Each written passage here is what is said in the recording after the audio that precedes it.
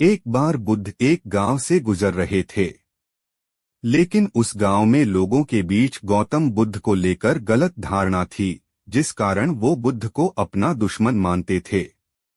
जब उस गांव में बुद्ध आए तो गांव वाले उन्हें बहुत भला बुरा कहने लगे और बदुआएं देने लगे।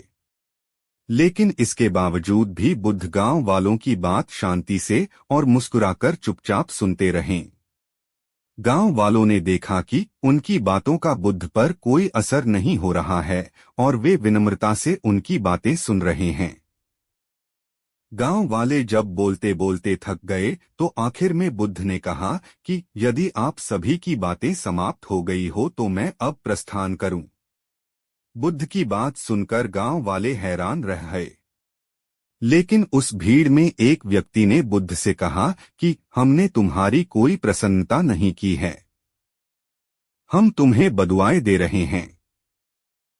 क्या तुम्हें इससे कोई फर्क नहीं पड़ता? बुद्ध मुस्कुराते हुए बोले, जाओ, मैं आपकी गालियां या बद्दुओं को लेता ही नहीं।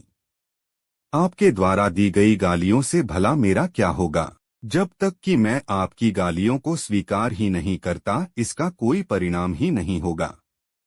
जानते हैं, कुछ दिन पहले एक व्यक्ति ने मुझे बहुत सारे उपहार दिए, लेकिन मैंने उसे लेने से मना कर दिया। जब मैं लूंगा ही नहीं तो कोई मुझे कैसे दे पाएगा?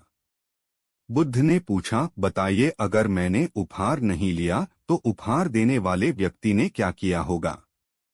भीड़ में से किसी ने कहा, व्यक्ति ने अपने उपहार को अपने पास रख लिया होगा। बुद्ध ने कहा, मुझे आप सब पर इसलिए दया आती है क्योंकि मैं आपकी इन गालियों को लेने में असमर्थ हूं और आपकी ये गालियां आपके पास ही रह जाएगी। सीख। भगवान गौतम बुद्ध के जीवन से जुड़ी इस कहानी से यह सीख मिलती है कि हम अक्सर अपने दुखों का कारण दूसरों को समझते हैं, लेकिन असल में यह हम पर ही निर्भर करता है कि हम वास्तव में क्या लेना चाहते हैं, खुशी या गम, उदासी या मुस्कान।